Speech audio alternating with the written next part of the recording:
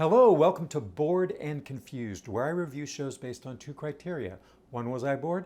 Two, was I confused? Today's show is Girl Interrupted, playing at the Public Theater. But before I jump into this surprising new musical, please take a moment to like, comment, and subscribe. It really does help me grow my channel and helps me get press tickets to shows like Girl Interrupted. So what did I know going into Girl Interrupted? Okay, insert. Well, I think I saw the movie, and if I didn't see the whole movie, then I at least have seen scenes from it because I'm familiar with Winona Ryder in the lead and Angelina Jolie giving a really standout performance that I think really put her on the map, and Brittany Murphy. I remember their performances specifically, so whether I saw the whole movie or just bits of it, it did leave an impression. And so, going into this, my question was, how do you turn Girl Interrupted into a musical? Because to me, it doesn't seem like it's a story that really is longing to sing and be a musical. What is the history of this show? So here's the backstory on how this musical came to be. And it's pretty interesting. So back in 2018, singer-songwriter Aimee Mann, she's a two-time Grammy winner, was commissioned to write songs for a stage adaptation of Girl Interrupted, Susanna Kaysen's 1993 memoir. The producers behind it were Barbara Broccoli, who you may know as the producer of the James Bond films, and her husband Fred Zolo, who produces theater. Mann has said she felt almost possessed writing this material. She wrote fast and with more intensity than she has ever before, working on the piano, which freed her up to use tempos and chord structures she wouldn't typically use in her pop recordings. Then the COVID pandemic hit and the show got shelved.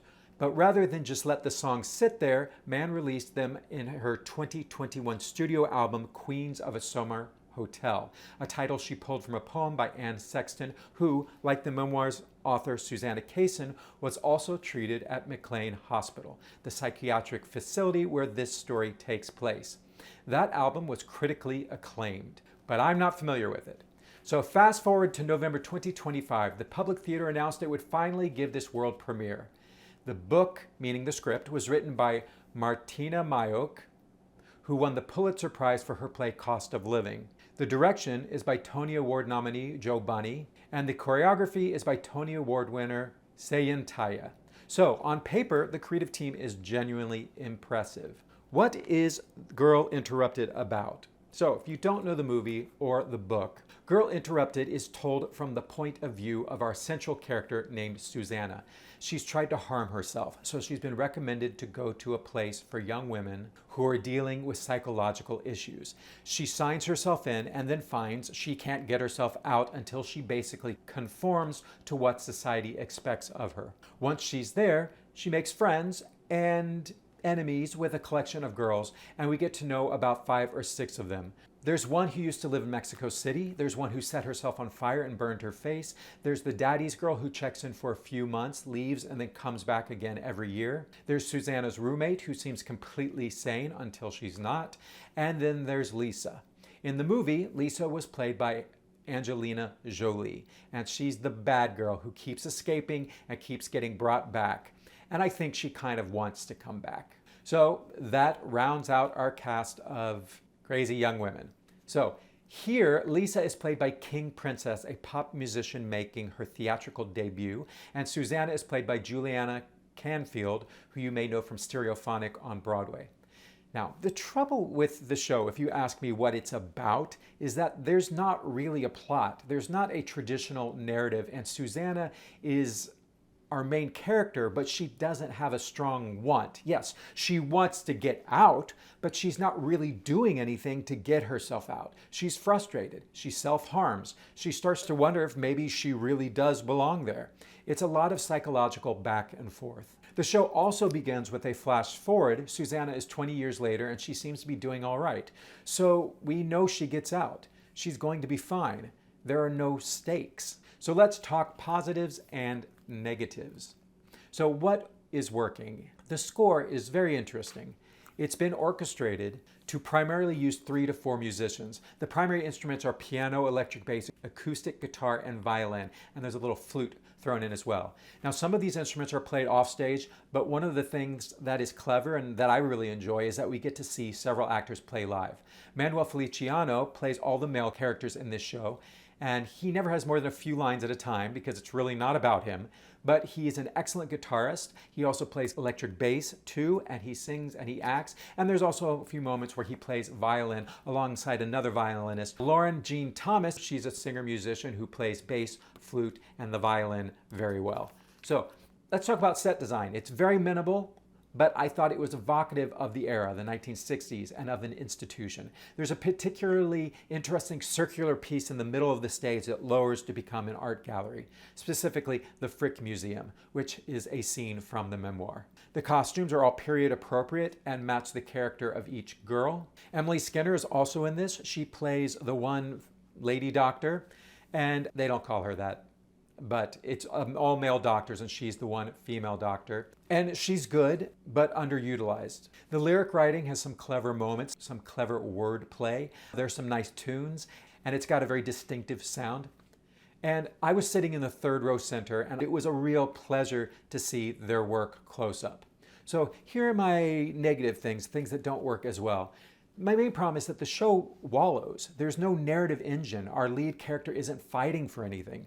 The show starts with the flash forward, so there's truly no suspense about whether she'll be okay. And it feels like each girl gets one song, sometimes a duet, and then something tragic happens to them. But because we've only gotten one song and a few lines from each of them, we don't feel a lot. We feel sad for them in the abstract, but we're not invested. And there are 7 girls. Even Susanna, our lead, doesn't really get enough material for us to really fully know who she is. The girls, I also noticed, are not as vicious towards each other as I remember in the movie. In the film, I thought there was a lot of screaming and fighting and yelling and psychological manipulation. There are upset people and a lot of real drama. Here, Lisa, the Angelina Jolie role, apologizes at one point for being hard on one of the girls. And I thought, honey, you really weren't that hard. I taught junior high girls for a summer, and I saw a lot worse than what I'm seeing on this stage. They were meaner to me than they are to each other. As I mentioned, Emily Skinner is good but underused. And by the end of the show, she does get a little heavy-handed, not her fault, but the writing, because there's a message about, of course, about how women have been treated through the ages. I got it, we all got it, but I don't know if it needed to be stated so precisely. The show is one act, 110 minutes, but from the time I sat down to the time I got out of the theater, it had easily been 2 hours. And that's too long. Either shorten it or give us an intermission. Although maybe they wanted us to feel like the girls did of being trapped in some place we weren't sure if we wanted to be. And one thing that's a little unusual, there's no applause after any of the songs. There was one moment where I felt the impulse to clap, but by then we had already sat through 10 songs with no applause, so it just didn't seem appropriate anymore. So also, there wasn't a lot of humor, so no one was laughing much either. We were just wallowing in the sorrow of these girls, which I guess is the point, but it seems like a lot to ask of an audience for nearly 2 hours. Also, as much as I enjoyed the music, the songs didn't really seem to be coming out of the characters. Other than there was a Latin motif for the girl from Mexico, I felt like the lyrics and the music were pretty interchangeable, like these characters had been handed songs to sing. So, was I bored? Yes, of course I was bored. Nothing is happening. But it wasn't that kind of boredom where you're just like, get me out of this theater. It was more like your metabolism slows down and you just kind of resign yourself to it from early on, because the show itself sets the bar very slow right from the start. You realize very quickly we're not doing a traditional musical narrative. We're going to just dive into these characters and their psyches, and we're going to learn about them. And once you kind of just accept that's what we're doing, you just kind of settle in and you enjoy the performances and the music and the quiet, relaxed style of the storytelling. The problem is you're still not emotionally invested. And when you know from the first scene that Susanna is going to be fine, it's very hard to summon the feeling that anything really matters. It's interesting that a lot of these characters don't even have closure. Some of them get a button at the end. Well, one of them gets a button at the end, but a lot of them Susanna's just like, and I never saw her again. We're like, okay. So was I confused? Well, my big overarching confusion is why? Why does this need to be a musical? Aimee Mann is a very good songwriter, but I'm not sure that music theater is really where she should be investing her talents. What I think she actually wanted to do, and kind of did, was write an album of songs based on the novel. And she did that. It was called Queens of the Summer Hotel, and it came out in 2021. And by all accounts, it was wonderful. And then somebody said, hey, let's put that on stage. By about a third of the way through, I had basically resigned myself to the fact that I was watching a concert with some dialogue and good actors and good wigs and good costumes. And that's fine, actually, but that doesn't really excite me. That's not really why I go to see musical theater. The gentleman sitting next to me was audibly sighing quite a few times throughout the show, and I felt that energy throughout the audience. So my bigger confusion beyond the music question is just why this story? Why now? And what should it be saying to us? What are we supposed to do with this in these times? So let me wrap this up. The source material is a fascinating look into a world that I think is better handled in a book, where the scenes and locations can be painted for you through words, or in a movie where you can actually see them realized in living color.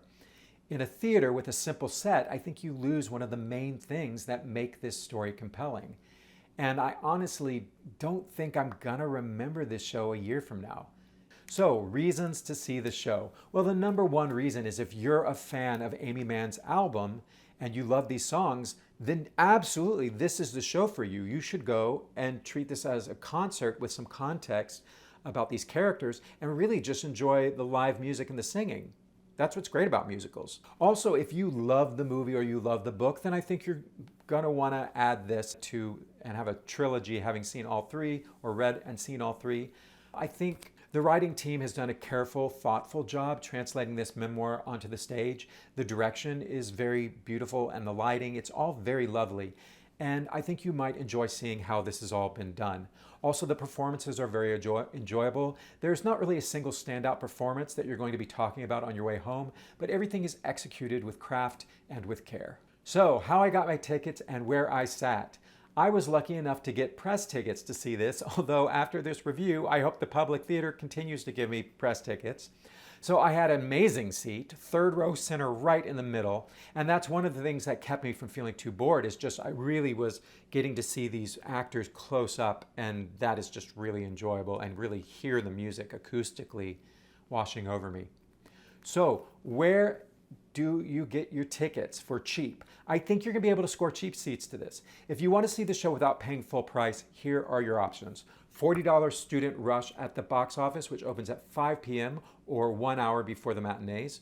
$40 in-person rush, $48 digital rush on the Today Tix mobile app, and $48 student tickets by phone, 212-967-7555. I also would check audience extras, and it's also on TDF, but it's probably $40 on TDF. Girl Interrupted is playing at the Public Theater's Martinson Hall. So I hope some of you will go check out Girl Interrupted and let me know what you thought, especially people who really love Aimee Mann's music. That's his required viewing. I'd really like to hear from you because I'm not familiar with her work, but I'm impressed by what she's written. I just don't know if she's a musical theater writer just yet.